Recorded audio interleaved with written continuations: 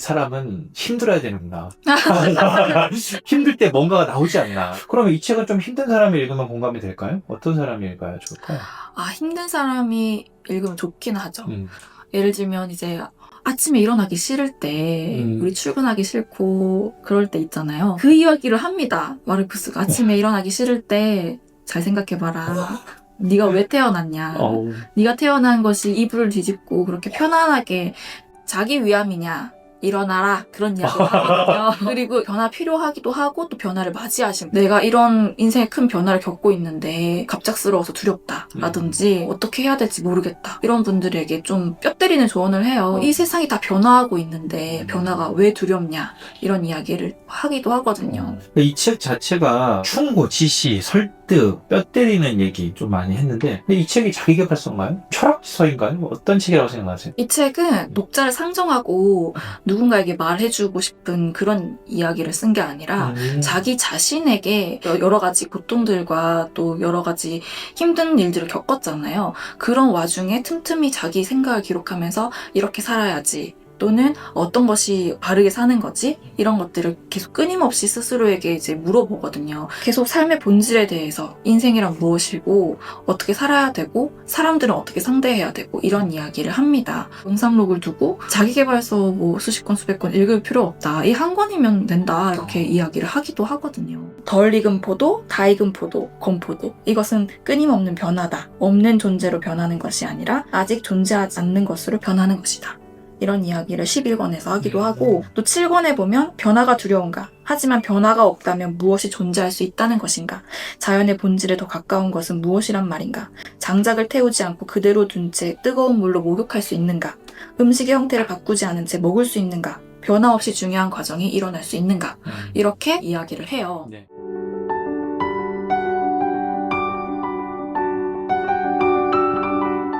네, 이 명상록을 이렇게 소개해 주고 싶은 이유가 있으세요? 명상록 일단 말이 필요 없죠.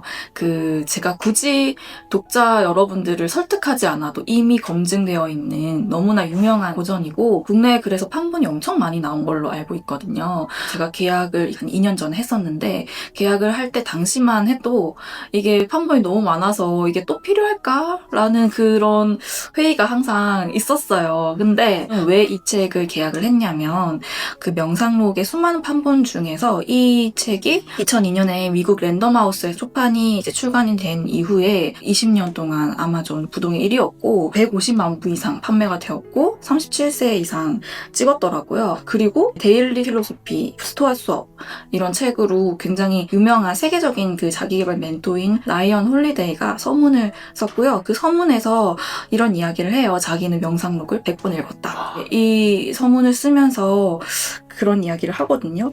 카페에도 있는데 명상록을 읽고자 하는가? 그렇다면 당신은 반드시 그레고리 헤이스의 완역본을 읽어야만 한다. 이렇게 이야기를 해요. 사실 이 책이 굉장히 읽기가 쉽지만은 않습니다. 2000년 전에 로마 황제가 썼던 글이고 대부분의 책들이 출간을 위해서 출간을 목적으로 쓰는데 이 책은 로마 황제가 자기 자신에게 썼던 일기처럼 썼던 책이거든요.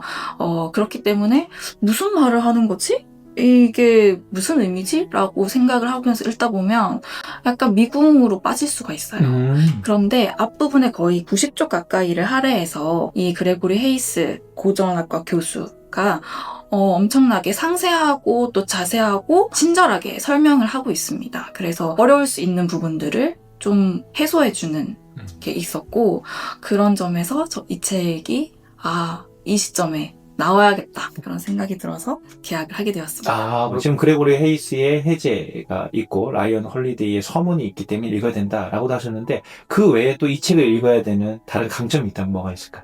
디자인에 공을 많이 들였습니다.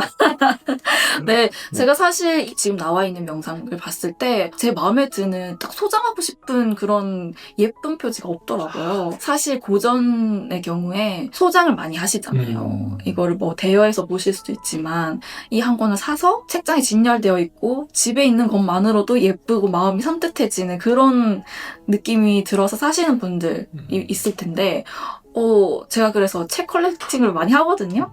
근데 이제 그렇게 하기에 예쁜 표지가 없다라는 아쉬움이 항상 있었어요. 하게 되었으니까 예쁘게 만들어보자. 이게 처음에 시안 잡을 때 엄청 고민을 많이 했어요. 이게 올리브를 이렇게 그림으로 나타냈잖아요. 뭐 로마 황제를 상징하는 여러 단어 중에 올리브를 고른 거고요. 제가 올리브를 특별히 좋아해서 그런 건 아니고 이 본문 중에도 올리브 이야기가 종종 나옵니다. 명상록에서 변화에 대한 이야기를 많이 하거든요. 무화과도 나오고 올리브도 예시로 하나 나오는데 우리는 자연의 부주의로 발생한 일조차 그 나름의 아름다움과 매력이 있다는 것을 기억해야 한다. 잘 익어 나무에서 떨어진 무렵에 올리브는 오히려 그 썩은 기미가 독특한 아름다움을 더한다. 이런 이야기가 나와요.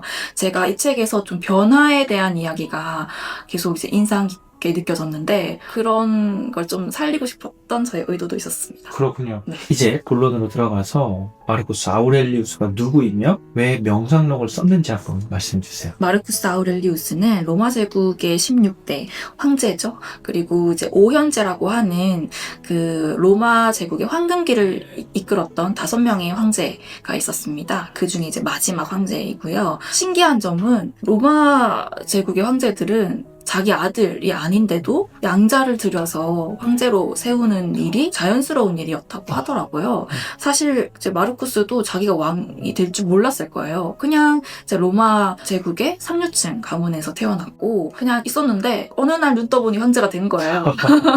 왜냐하면 그 위에 안토니누스 피우스 황제가 있었는데 그 황제가 아들이 없었어요. 그래서 마르쿠스 아우렐리우스를 자기 양자로 받아들이면서 이제 황제가 된 것이죠.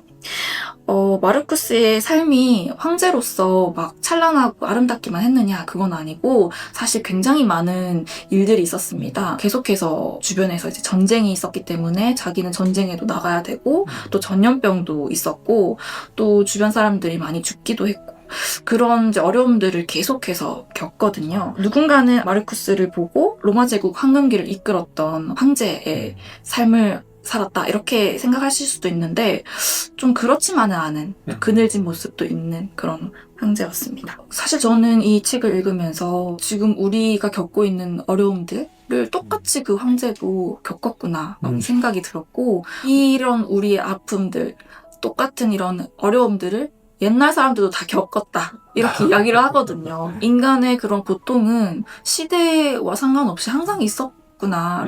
그런 이야기를 마르쿠스가 똑같이 그 시대에도 하니까 그게 좀 놀랍더라고요. 이 명상록을 썼을 때도 이 황제가 좀 힘든 시기였을까요? 명상록이 쓰여진 시기는 마르쿠스가 59세에 전쟁을 수행하다가 거기서 이제 전사를 하거든요. 죽기까지 10년 정도에 걸쳐서 썼던 기록입니다. 우리가 지난 시간에 그 다산의 문장들 나누었잖아요. 뭐 겹치는 내용이 있는 것 같아요. 그러니까 다산도 권력의 정점이 있다가 팍 떨어져서 그때 책을 썼고 이분은 전쟁이라고 하는 아주 죽음의 고비, 그 힘든 가운데 10년의 기간 동안 다산은 18년 동안 500여 권의 책을 썼다면 10년 동안 12권의 책을 썼다라고 하는 게 확실히 사람은 힘들어야 되는구나. 힘들 때 뭔가가 나오지 않나. 그러면 이 책은 좀 힘든 사람이 읽으면 공감이 될까요? 어떤 사람이 읽어야 좋을까요? 힘든 사람이 읽으면 좋긴 하죠. 예를 들면 이제 아침에 일어나기 싫을 때 우리 출근하기 싫고 그럴 때 있잖아요. 그 이야기를 합니다. 마르쿠스가 아침에 일어나기 싫을 때 잘 생각해봐라. 네가 왜 태어났냐. 네가 태어난 것이 이불을 뒤집고 그렇게 편안하게 자기 위함이냐. 일어나라 그런 이야기를 하거든요. 그리고 변화 필요하기도 하고 또 변화를 맞이하신 내가 이런 인생의 큰 변화를 겪고 있는데 갑작스러워서 두렵다라든지 어떻게 해야 될지 모르겠다 이런 분들에게 좀 뼈 때리는 조언을 해요. 이 세상이 다 변화하고 있는데 변화가 왜 두렵냐 이런 이야기를 하기도 하거든요. 이 책 자체가 충고, 지시, 설득, 뼈 때리는 얘기 좀 많이 했는데 근데 이 책이 자기계발서인가요? 철학서인가요? 어떤 책이라고 생각하세요? 이 책은 독자를 상정하고 누군가에게 말해주고 싶은 그런 이야기를 쓴 게 아니라 자기 자신에게 여러 가지 고통들과 또 여러 가지 힘든 일들을 겪었잖아요. 그런 와중에 틈틈이 자기 생각을 기록하면서 이렇게 살아야지 또는 어떤 것이 바르게 사는 거지? 이런 것들을 계속 끊임없이 스스로에게 이제 물어보거든요. 계속 삶의 본질에 대해서 인생이란 무엇이고 어떻게 살아야 되고 사람들은 어떻게 상대해야 되고 이런 이야기를 합니다. 그런 면에서 영적 수행 또는 뭐 자기 개발의 그런 특징들을 가지고 있죠. 그래서 어떤 독자는 명상록을 두고 자기계발서 뭐 수십 권, 수백 권 읽을 필요 없다. 이 한 권이면 된다. 이렇게 이야기를 하기도 하거든요. 이렇게 해라. 이렇게 해야 한다. 이런 이야기들이 반복적으로 나오다 보니까 스스로 읽으면서 다짐도 되고 마치 이 사람이 나에게 하는 것 같은, 나에게 해주는 말 같은 그런 느낌을 받아요. 그래서 좀 그런 자기계발적인 면이 있는 것이 아닌가 그런 생각이 듭니다. 단순히 그냥 막 철학적인 심원 얘기만 하는 것이 아니라 오늘 나에게 이렇게 살아야 한다라고 하는 자기계발 요소가 있다. 저는 약간 경전 같기도 하고 어. 읽으면서 이게 어떻게 이런 통찰이 이 시대에 이렇게 있었지? 그리고 그 메시지가 2000년이 지났는데 어떻게 지금까지도 나에게 유효하지? 그런 생각이 들더라고요. 보편적인 우리의 인생에서 고민해봐야 하는 내용들이 좀 담아 있어서 그런 게 아닌가 하는 생각이 들었습니다. 그렇다면 모모 편집자님께는 어떤 부분이 지금 이 순간에 이 시기에 좀 이렇게 와닿는 메시지였을까요? 제가 아까 변화에 대한 이야기를 했었잖아요. 네. 사실 저는 좀 막 삶이 급격하게 변하고 제가 예상치 못하게 흘러가는 걸 별로 안 좋아하거든요. 저 파워 J로서 또 예상하는 그 범위 내에 일이 이렇게 일어나 마음이 편한데 막 생각지 못했던 일들이 일어나거나 주변의 환경이 변하거나 이러면 약간 불안해져요. 네. 근데 마르쿠스가 그런 이야기를 하거든요. 덜 익은 포도, 다 익은 포도, 건포도. 이것은 끊임없는 변화다. 없는 존재로 변하는 것이 아니라 아직 존재하지 않는 것으로 변하는 것이다. 이런 이야기를 11권에서 하기도 하고 또 7권에 보면 변화가 두려운가? 하지만 변화가 없다면 무엇이 존재할 수 있다는 것인가? 자연의 본질에 더 가까운 것은 무엇이란 말인가? 장작을 태우지 않고 그대로 둔 채 뜨거운 물로 목욕할 수 있는가? 음식의 형태를 바꾸지 않은 채 먹을 수 있는가? 변화 없이 중요한 과정이 일어날 수 있는가? 이렇게 이야기를 해요. 네. 그래서 이 부분을 읽으면서 맞아. 인생의 큰 변화는 자연스럽게 일어날 수밖에 없는 일이지 라고 제 생각을 하면서 받아들이게 되는 그런 게 있는 것 같아요.